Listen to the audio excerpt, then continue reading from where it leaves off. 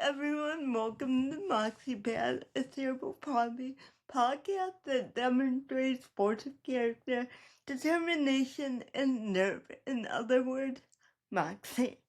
Hello everyone. Thank you for joining us for part 2 with Layla. Before we dive in, I just want to take a moment to express our heartfelt thanks for everyone who's tuning in to support us as we navigate this podcasting journey. It's been a learning experience, and we're committed to growing with each episode. Not just how we create the show, but how we connect with all of you. Our goal is to build a space where real stories are shared, where we can reflect, learn, and grow together. So, once again, from both Sonia and I, thank you so much for giving us time and being part of this community. Also, before I forget, we've got a few new exciting changes coming your way. One of them is a surprise, and I'm not gonna spill the beans just yet. And the other one is a little switch up in our posting schedule. We'll be moving the podcast to a new day of the week. The details are still in the works, so hang tight. I'll be posting a video as soon as we have everything locked in and we know for sure. So thank you for sticking with us. We're so grateful to have you.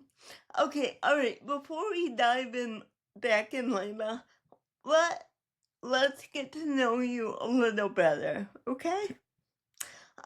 What kind of things do you love to do for fun? Do you have any hobbies that you enjoy? So, I have, as you may expect, I have some slightly strange hobbies. Of course. So But do I. I actually, I've just started a craft store. So, Okay. I do a lot of thing with like miniatures. So I work with like 12 scale like dolls houses. So I actually like to renovate pre-owned dolls houses. That's Oh, something that's I like to cool.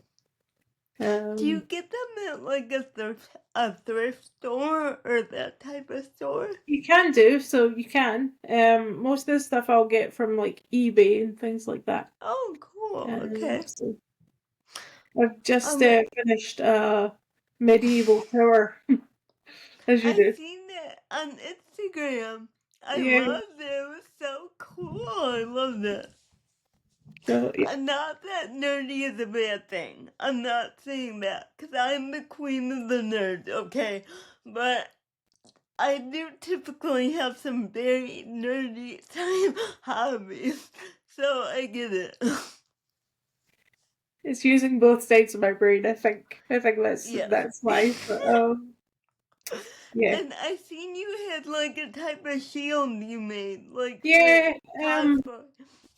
Yeah, so we're working on we're mostly going to be selling in conventions. So I had made excuse me, I had made a shield thing for myself because I thought it would go with my costume, and I really like it. So I'll probably make more of those and sell those as well. So Yeah, um, they're cool. I loved yeah. it.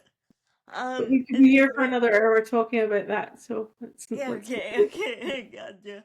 Another question just for fun. Piercings or tattoos? If you Mhm. had to pick a favorite one, which one would win in your book?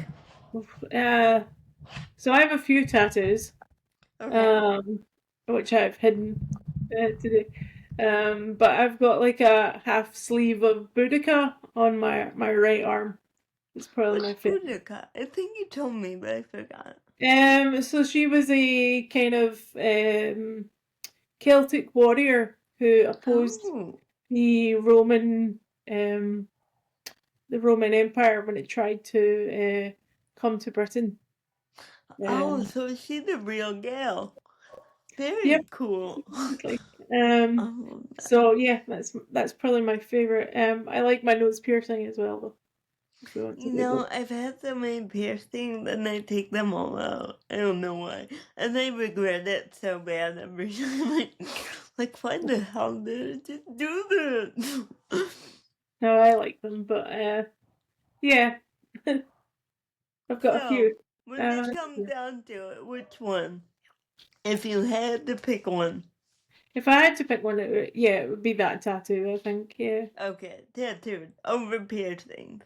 Yeah. I suppose they're just more interesting, really.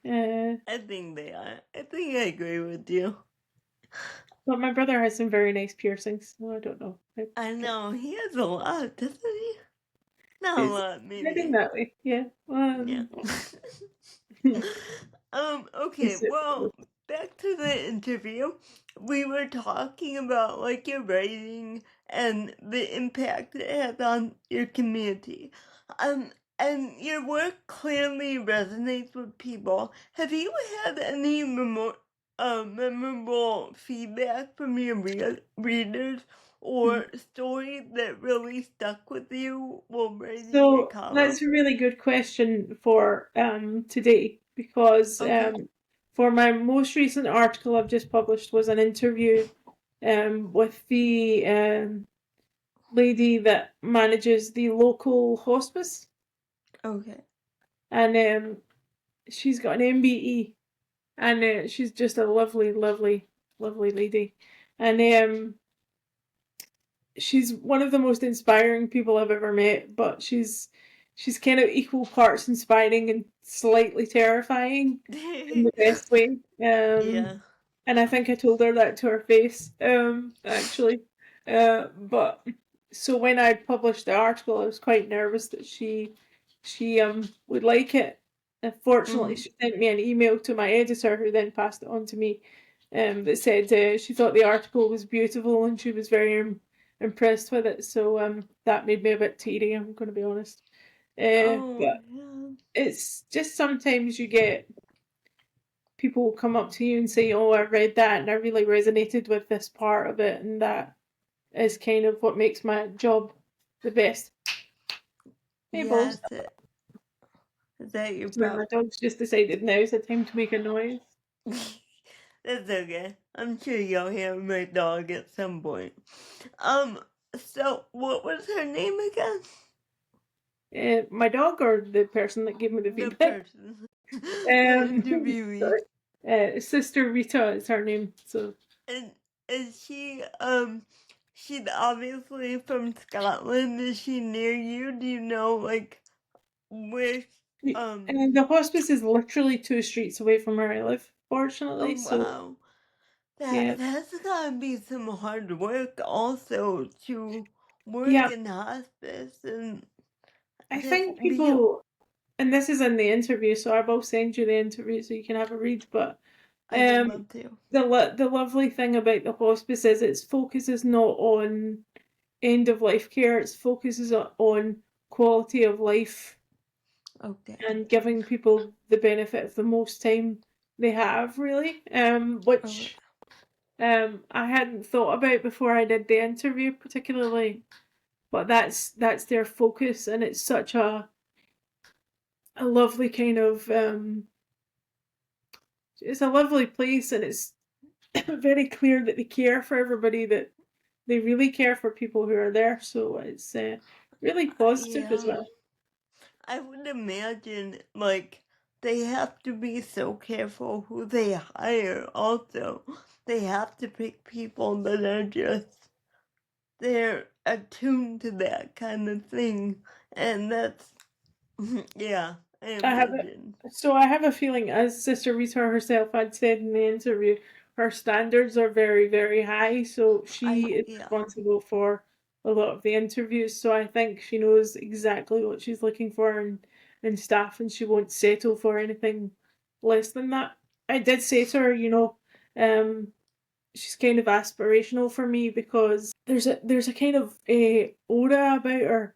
When she comes Mm-hmm. into a room, everybody sits up a bit straighter and notices, and everybody knows, that she expects certain things, and she will get that from them because she kind of earns it. But it's such a lovely thing.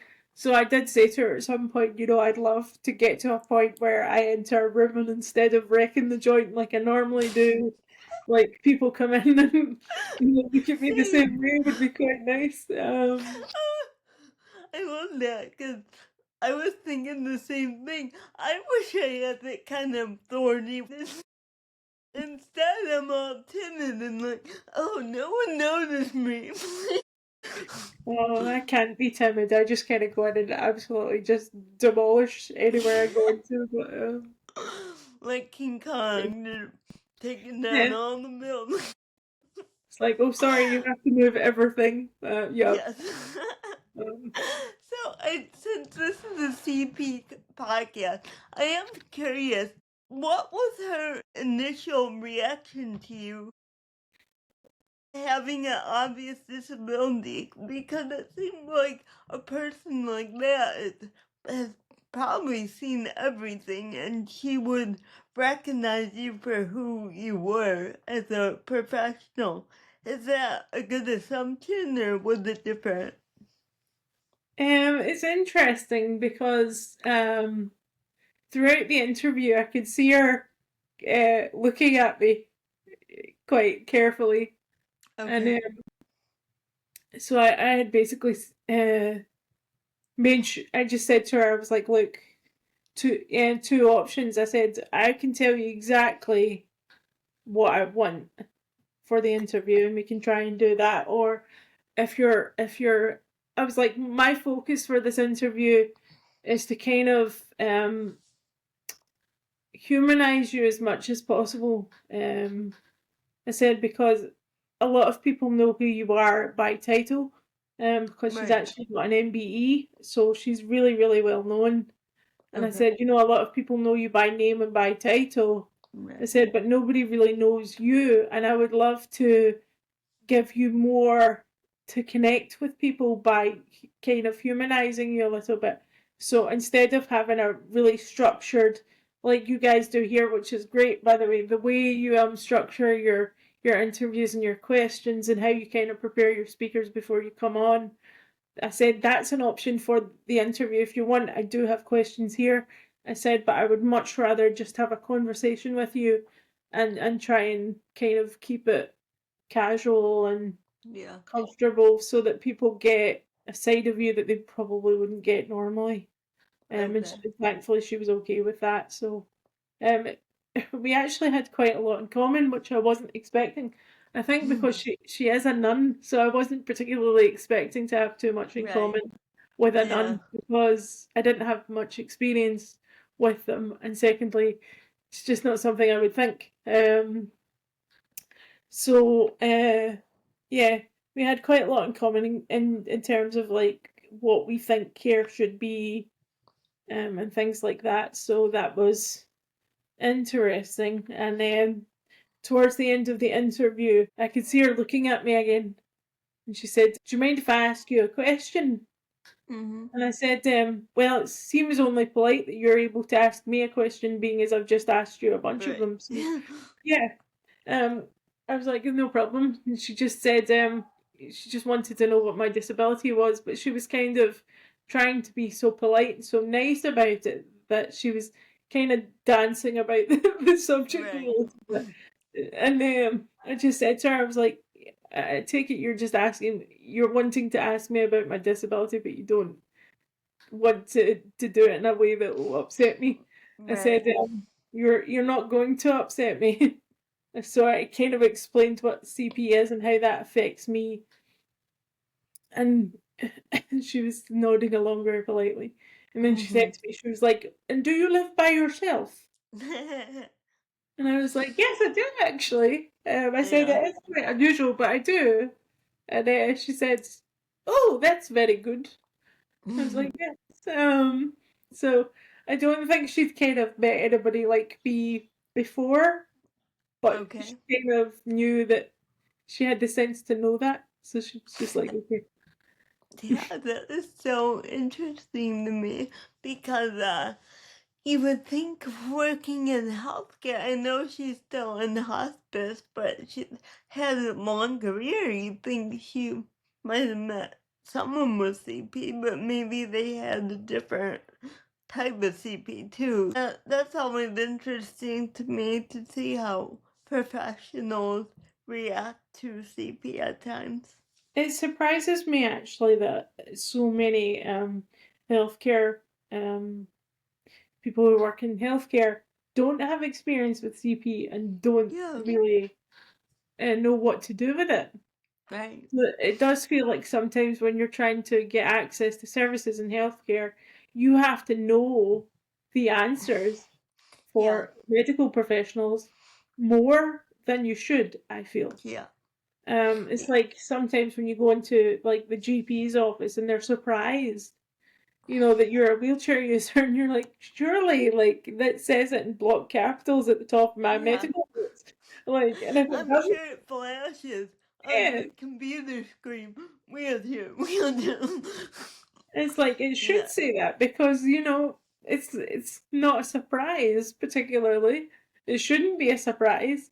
yeah. Um, That's like your job too. You want to go in with some background knowledge of the person. You want to, yeah, but yeah, I find that quite strange, but it seems to be the way of it. Don't know, don't yeah. understand.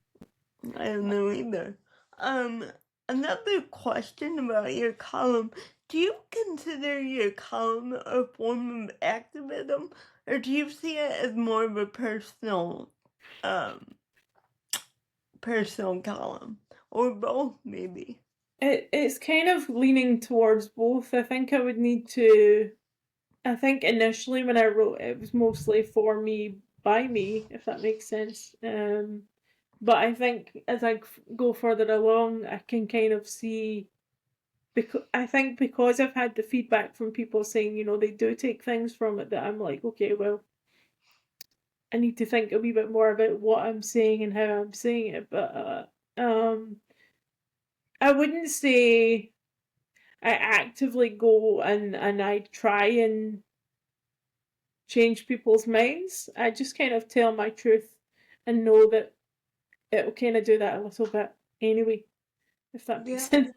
So No, it makes a ton of sense. Yeah. I don't think anyone would trying to like smash in people's faces or be just annoying about it, but I think if we give them a chance to ask us the right questions, maybe we're doing good. You know what I mean? Does that make sense? no, I know, and I to be honest, when I recently did a speaking engagement, I did actually do that on purpose.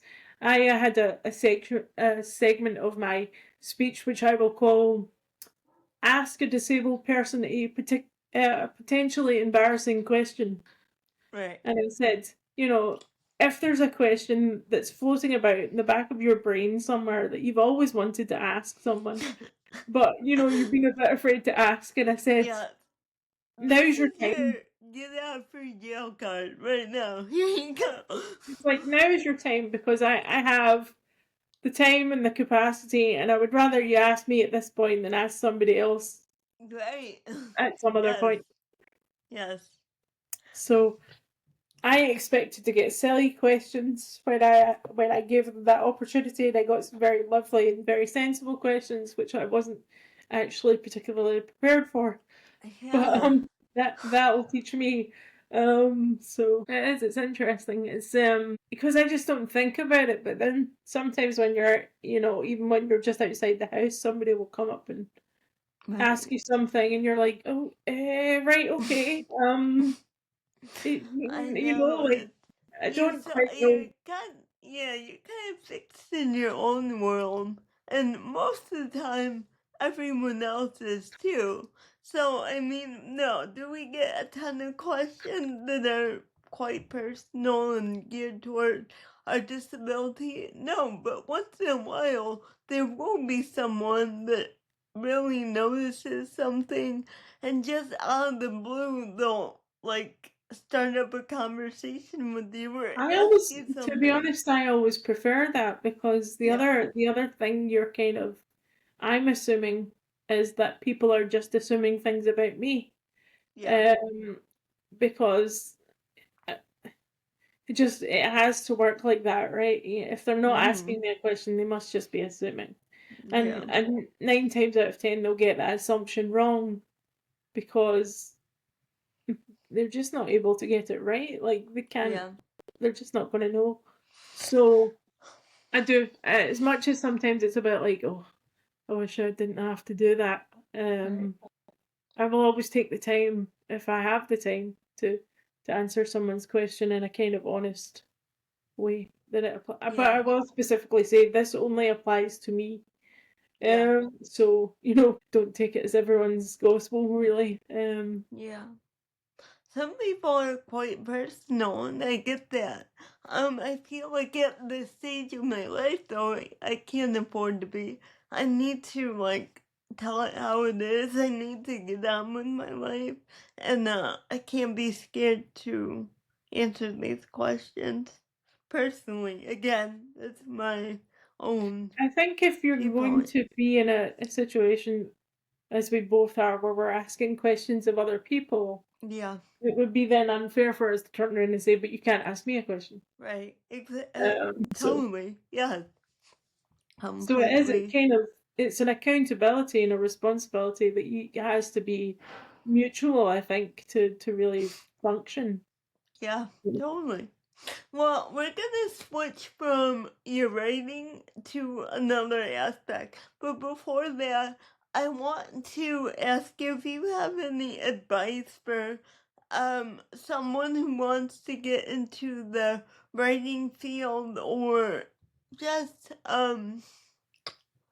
any tips you can give to get maybe a young person or whoever wants to start a writing career? What would they want to do to get started?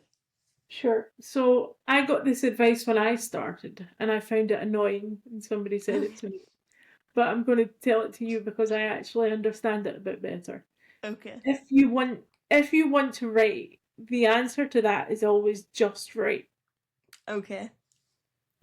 Like because people get so caught up with the method of writing that they just Mhm. won't do that. But the thing is, you can learn that as you go along. You just write and see what happens. But then, so that's fine for initially. But if you're looking at getting published, then again, publications will have their own formats and things like that for publication. Okay. So I would say at the point where you're submitting work, have a look at what they're actually asking for and make sure you give them that, because if you don't do that, all it's going to do is head straight to the slush pile and nobody will bother to read it. Okay. Um, yeah. And Write because you like it, and then and expect rejection, right? Like, I know we think some of the things we write are so great and so wonderful, but it's gonna take a while to get there, right? So don't give up, yeah. I And I would think say also too. when you're submitting work and it has an editor, Mm-hmm. like be open to that process. Like don't look at it, and I can tell you from my experience, my first work used to come back absolutely covered in red pen. Like absolutely Exactly. covered in red pen. And I used to take it really personally and think, oh, I just can't do this. Right. And the more I sat with it and the more I kind of, and I was lucky that it was people I actually, had relationships with in the beginning that used to say to me, oh, you've done this wrong. And I would Mm-hmm. take a couple of days to be a bit annoyed about that. Mm-hmm. And then I would come back and I would look at it and go, they're actually trying to teach me, which is what I wanted.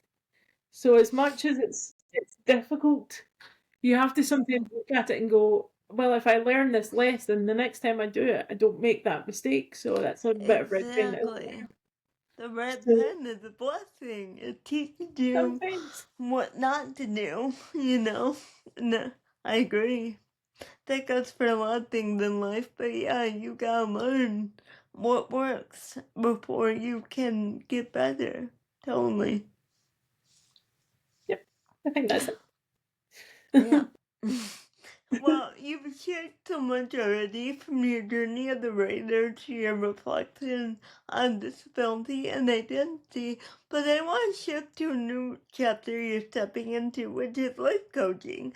This feels like such a natural evolution for someone who's already making an impact with their voice. So let's talk about what's next. So first, what inspired you to become a life coach? Was there a turning point or a moment where you thought, this is what I'm meant to do? So I watched a lot of TED Talks, I'm going to be honest. Okay.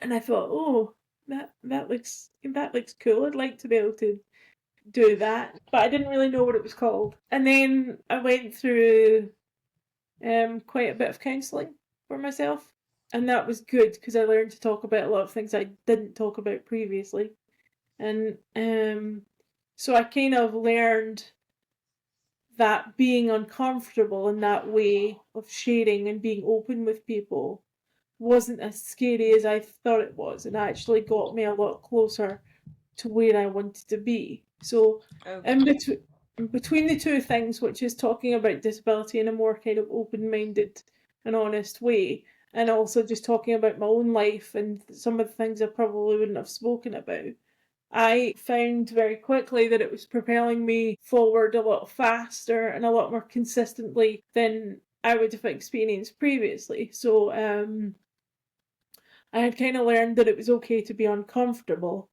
in these situations, because I think it's uncomfortable for everybody, right? I It's know, not an experience. that's such a strong statement, because we have to live with being uncomfortable on so many different levels. Yeah, So that's really speaks volumes to me. Yeah, sorry, continue. Didn't mean to I interrupt. do. I think, I think there's a misconception when it comes to counselling that it's going to fix things and it's going to make you feel better immediately. And it just doesn't do that. No. Sometimes it will make something worse before it'll make it better. Right. But, what it did for me is it taught me boundaries, but it also um taught me who I was a little bit. Like I kind of knew who I was, but I think it really forced me to clarify it. This is what I want. This is what I need. And here are some boundaries which I definitely didn't have before. So it taught me that. And Do then you, do you think counseling was a big change in your life? A big kind of eye opener in a way? that's hard to tell because I think any experience that you go through kind of morphs you into who you become. So I think who you become is always kind of transitory. So every Okay. experience you have changes who you are a wee bit because you kind of carry it with you. But what counselling kind of did is say, okay, well, it validated my feelings in a way that Okay. probably I needed. But it also said, now you have to think about your life and then, actually decide what you want, what you need, and what you're Yeah. willing to put up with. And Yeah. so I learned that, and I thought, um, oh, that's changed my whole way of thinking, and it kind of made me think about what how I was using my voice. So the strange thing about counselling for me is when you finish counselling because you kind of talk through all your issues, it's kind of like being dumped.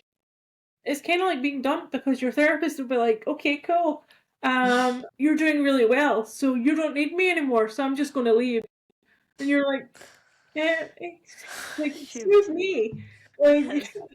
so I actually said to my counsellor, I was like, can you call it something else? Like, I don't know, call it like graduating or something so it feels good rather than just like I feel like I've been left now. But also, I think because I'd been doing that for about a year and a half, going through the process and then not having anything immediately after that, I was like, I'm not ready for like no structure. No Don't feel support. Yeah. prepared. So fortunately for me, my counsellor, her daughter is actually a life coach. So she had said to me, some of these things we've been discussing, my daughter could help you with. Okay. And it was things like, setting up a daily routine and things that I'd always thought was far too boring and I would never do. Right. Um, I she agree. actually said to me, speak to my daughter, see if you have anything in common and see what you want to do. Mm-hmm. And so I did that and then sat with her for, I think it was 2 months. And she just took me through the transition of being really heavily into counselling and like support groups and things like that. So really quite heavily being in a not crisis, but just constantly being in that state of thinking to Okay. nothing would have been too much for me. Okay. So she took me through the transition between the two. And it was at that point that I realised some of the skills that she was using were really helpful to me and actually I would be quite good at. Okay.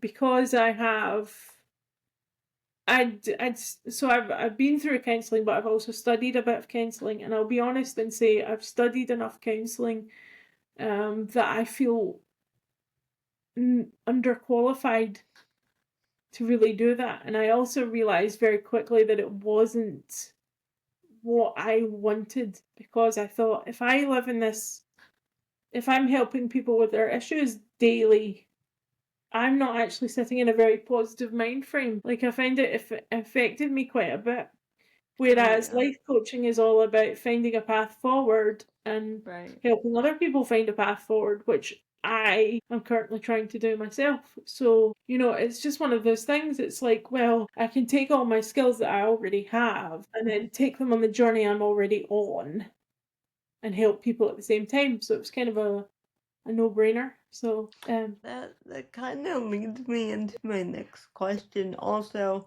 how do you feel your experience living with CP influences the kind of coach you want to be, or the kind of support you're drawn to offer? I think. so I think what I'm going to do is take people through transitions. So big changes in life. So I think a lot of my clients will end up being people who have been diagnosed with disabilities and conditions, just Okay. realistically, because I know that there's not access to the support you need. And I think a lot of people, when they get a bit of paper that basically changes their idea of who they are, would really Yeah. benefit from somebody saying, look, I know this is really scary because it must be, right? It just Right. has to be. But how about instead of worrying about the entire world and then your entire life, how about we just I don't know, sit down and make a daily routine so you can handle each day at a time and how much that would help people until they can get access to the services that they do actually need. In the interim, I think life coaching would be a good thing, and on top of obviously medical support and things like that. Right. So That, that's what I can kind of foresee myself doing. yeah, I like before I talked to you, I really had no idea what life coaching was. I heard it in passing, but I never thought to, learn more about it because it was something that seemed so abstract to me in a I way. think it's something to do with when, especially online, um, a lot of the coaches are very kind of preachy almost. They're a wee bit Okay. preachy. Yeah, kind of, or like car salesman also, Yes, it's heavy sales and quite preachy sometimes, but with so that wouldn't interest me in that aspect of things. But yeah. I have reached a point in my life where it's like, well, I want to help people and I definitely do. But I'm also quite interested in how I can help myself at the same time. Yeah, So I think life coaching al- would allow both. also doing things we learn from each other Oh, also. definitely. And I think I just kind of thought of that right now, but you know, everyone we talk to on the show, I gain a little bit more of understanding disability in itself, but also my disability, and I think it's led to a more sense of community. Yeah, And I think yeah. everybody has. Remind me, there's a separate conversation I need to have with you when we finish, because Okay. I've got another idea. Okay. But as happens, I told you at the moment my life is very kind of opportunities are just appearing, and Oh, yes, that's a I'm trying to. blessing. Good. It is Yeah. like it's totally what I've asked for and what I've been hoping for, but as happens in life, everything's just appearing at once. Um, so, Yeah. careful what you wish for, kind of thing. Right. Um, but what was I saying? Yeah, I totally forget what I just said. Can you It's remind okay. me? It's okay. I think I he was do making have a another point. question. Until you think of your what you're gonna ask, do you think your journey gives you should I give, no, do you think your journey gives you a different perspective than most life coaches you see out there? And how does that shape your approach when you're gonna work with someone one-on-one? I think for me, be dealing my clients will be going through a lot of things that I've either already been through or I go Right. through every day. So I Mm-hmm. actually have like lived experience where I can say, like say for instance, I'm filling in benefits forms for people and they've never filled them in. Right. And I know what questions they ask and I know what it feels like to have to answer those. And I can say to Yeah. people, look, I don't know why it's like this, but if you just go through this, you get what you need. And that's the point. So it's kind Yeah. of It's a little bit belittling to fill those things out as oh, well. it totally You is. know. Like they're designed that way. Yeah. They're designed to put people off. But they're Yeah. also designed in such a way that they'll catch people out, or they think they'll catch people out. Yeah. Um, it's sad they're trying to catch out such a small percentage of people who apply for these things, who, Mhm. by the way, are probably never going to get caught out because they learn.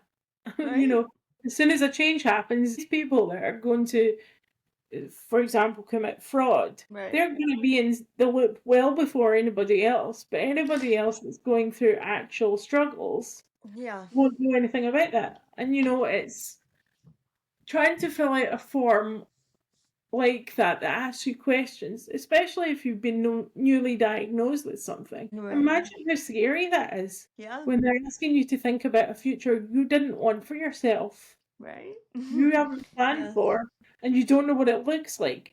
But yeah, you're supposed to be able to answer all these questions, and you don't even know what the questions are to ask. Well, in that case, you would be the perfect person to help them, instead of an able-bodied life coach, because in that sense, they wouldn't know what to do almost, where you have all this experience and knowledge and understanding, and not only can you help them physically get through the paperwork, but emotionally you've been there, and you can provide support in multiple ways. I think that's ideal, you are needed in that sense, very needed. Thank you. I do. I kind of I For me, I get a kick of being able to use my life experience, which may not have been positive, in a Hmm. positive way. So Hmm.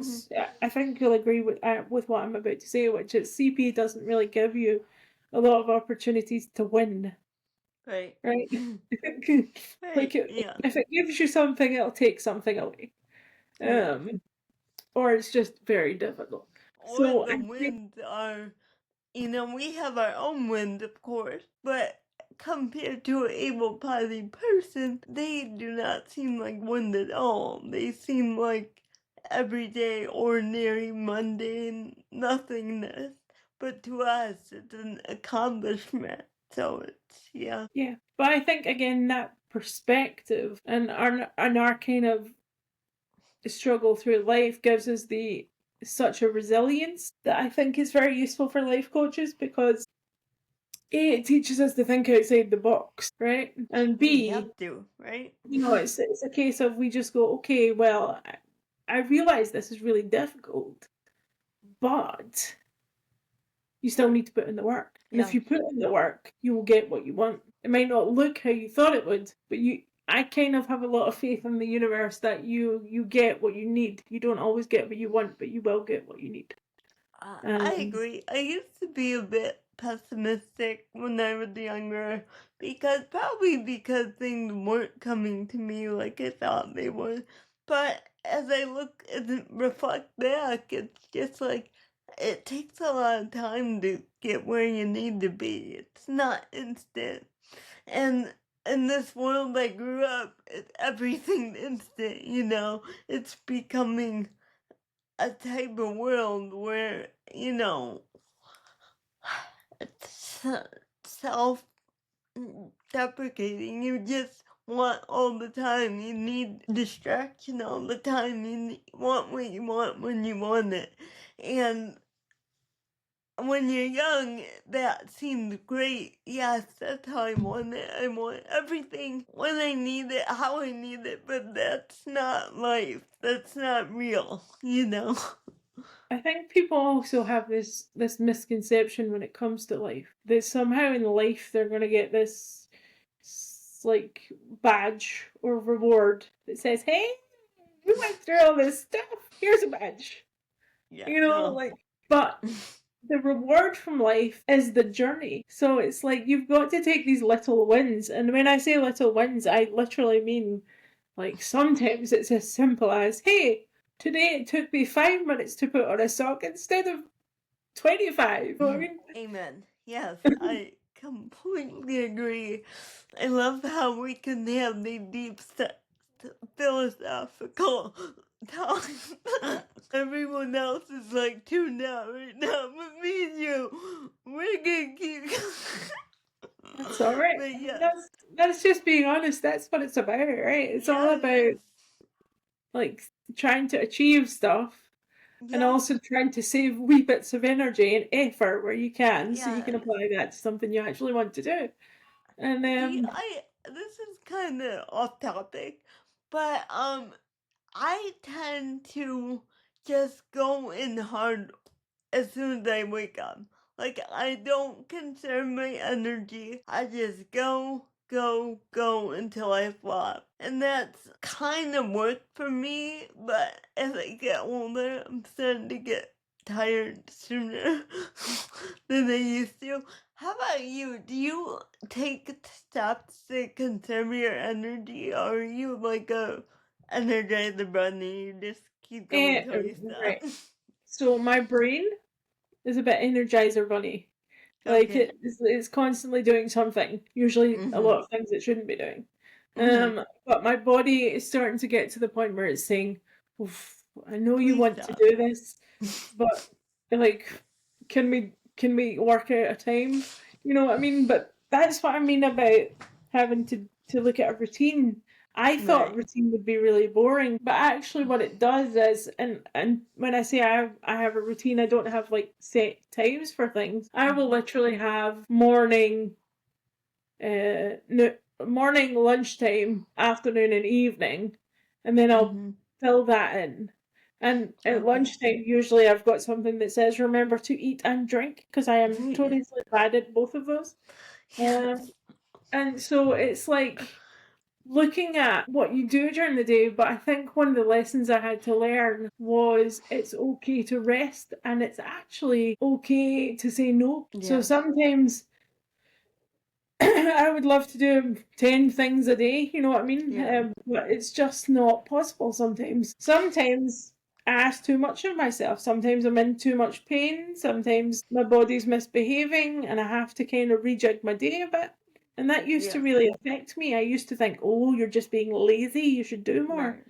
Right. Right. But the thing is, if we run like that, for lack of a better term, because there's no disabled equivalent, Yeah. if we make choices like that, what happens is we'll do 3 days where we just go, go, go, go, go, and then our body will go, excuse me, like, excuse Yeah. me, I don't think so. And then Yeah. it will take a whole day from us Mm-hmm. because it now needs to rest because we've been abusing it. Right. So you can make the choice to take time during the day to take small rests, or your body will enforce it later. So it's not Yeah. like you're not going to do it. It's just giving you the choice about when you do it. Yeah. And for me, it's like, how much time am I spending in the chair a day? Am I in the chair all day? Does that make me sore? Yes, it does. Yeah. So, you know, it's things like that. And actually, if I know that I'm going to be very social, is the other thing. If I know that I'm going to be very social, the next day I will plan that I don't need to be social at all. Yeah. Because I need time to kind of, especially if I'm like, as great as this is, like this emotionally does take a bit out of me.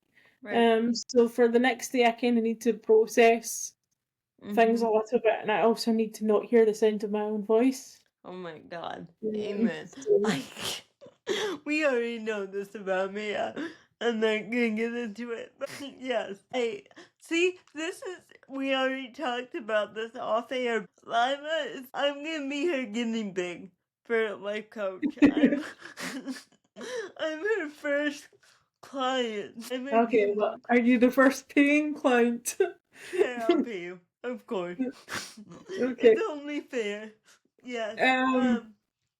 Yeah, I think there's a lot of.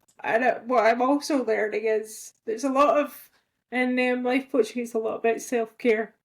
Yeah. And when people used to say self care to me, I was like, ugh, Yeah. so boring. Like, who wants to do that? Like, because it just meant I had to stop doing something else, right? So it's Right. like self care just didn't interest me, and I was like, it's so boring. I don't want to do that. But actually, I realized just like last week, even what people mean by that is not actually what I was taking it as, or you can do it that way. That Mm-hmm. doesn't interest me. What I think people mean is they want you to engage in, and this sounds a bit rude, self love as opposed to self care. Mm-hmm. So where I've been kind of living my life and waiting for certain things, I'm like, well, why? Actually, it's like if I have things I want to do and achievements I want to have, and I'm capable of doing that for myself, Mm-hmm. why wasn't I doing them? Yes, that is so funny. So my daughter was watching this cartoon. It's called Workout Wombats, and each of the like adults had their own time for themselves. And it hit me. They were all different, right? Everything they wanted to do for themselves was different as something they really enjoyed. And it was like, oh my God. Self care is not washing your face, brushing your teeth, and It doesn't have to be that. whatever. It's It doesn't have to going, be that. reading a book you love for 20 minutes on the couch and it's relaxing. It Exactly. can totally be that, and it can also be like if there's experiences, dreams you've got that you've always wanted to do those. Yes. Like Yes.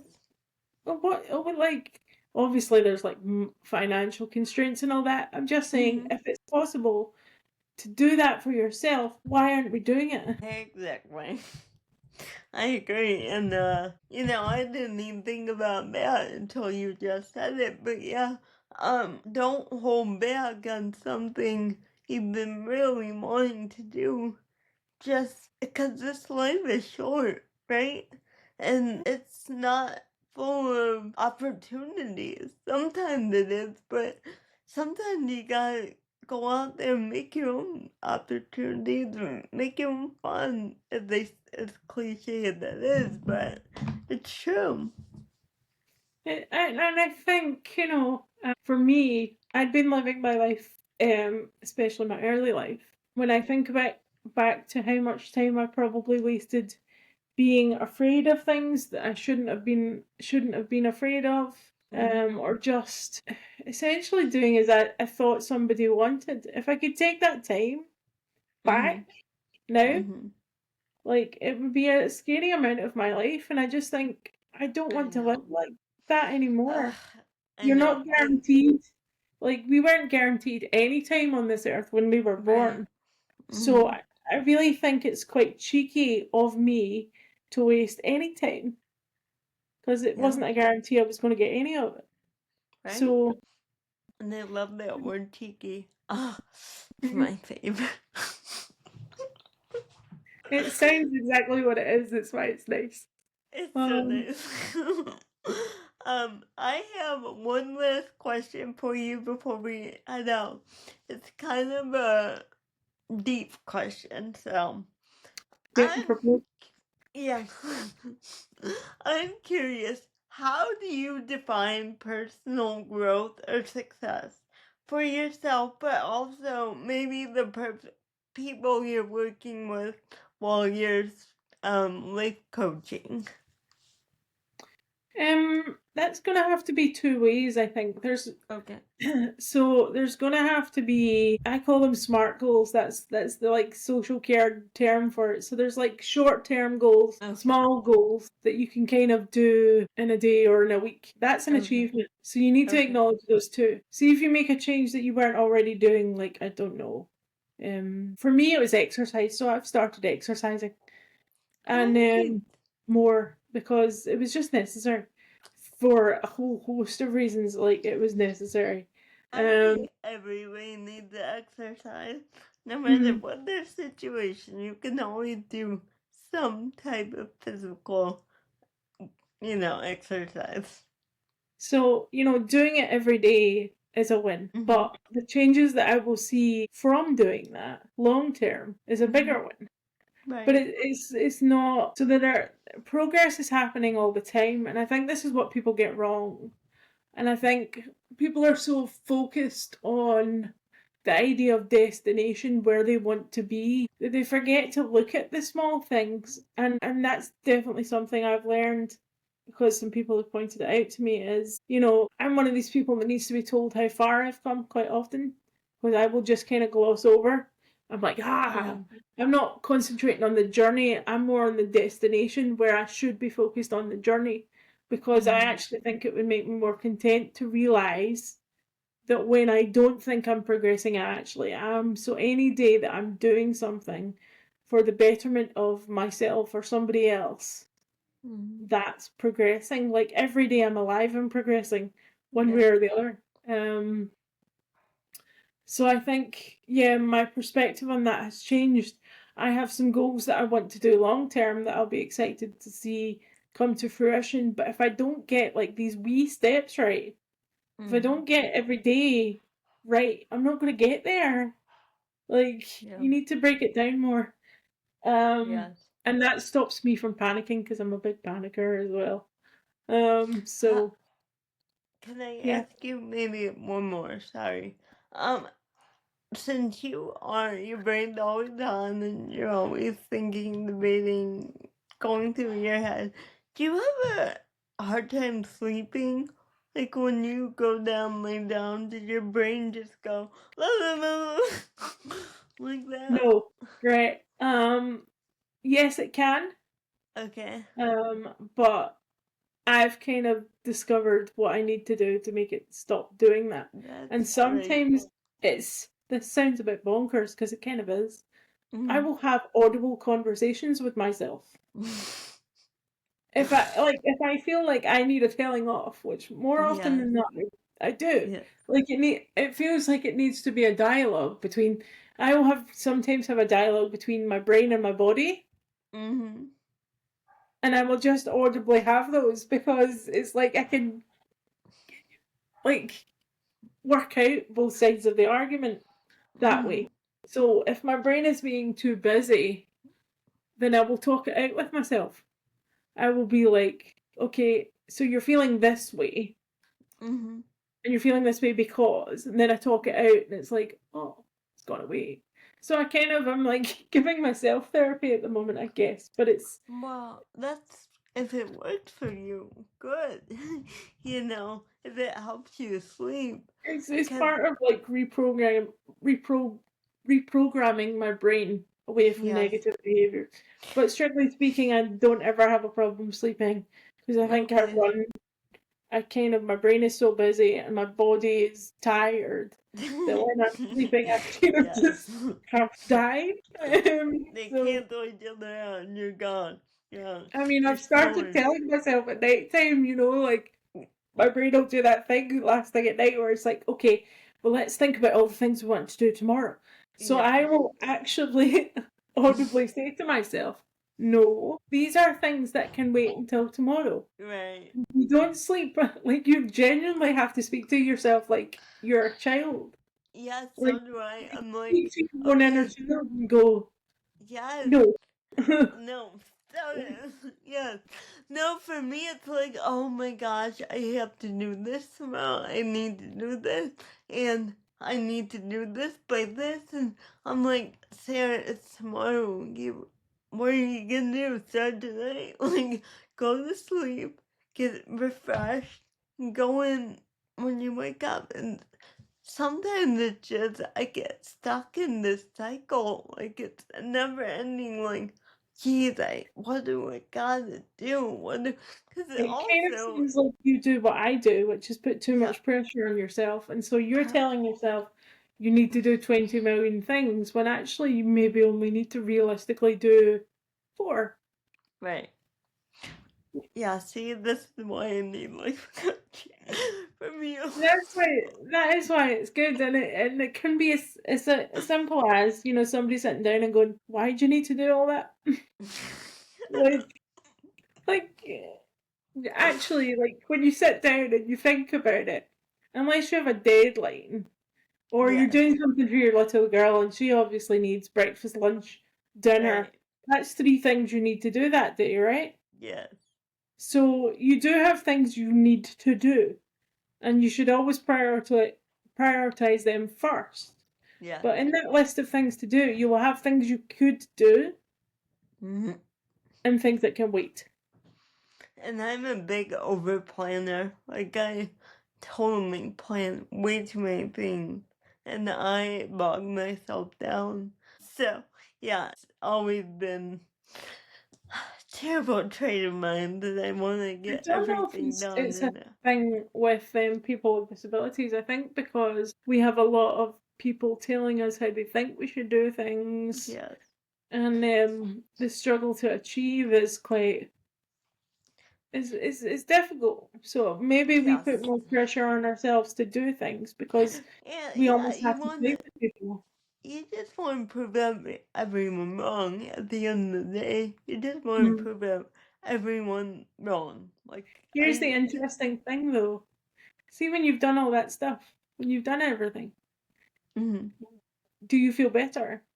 In fact, not only do you feel better, but does anyone actually notice? No, and I'm exhausted. Right.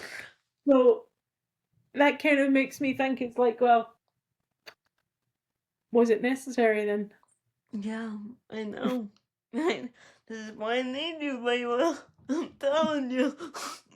Sorry, Well, maybe the big thank money you. later. Yes. Thank you so much for sharing your story, your voice, and your insight with us last week and today. It's been an honor to hear from you. If listeners want to read more of your work or follow what you're doing next, where can they find you? Probably Instagram is the best at the moment. Okay, and we will post, if you have any more links, we'll post it in the description from the on this episode. And thank you again, Layla. We loved having you. This is the Sample podcast that celebrates strength of character, determination, and a bold spirit. In other words, Moxie. We're here to be a voice for the CP community, sharing our experiences, insight, and advice. We are your CP friends, and together we hope we can change the narrative around CP one episode at a time. Alright, bye. Have a great day. Thank you.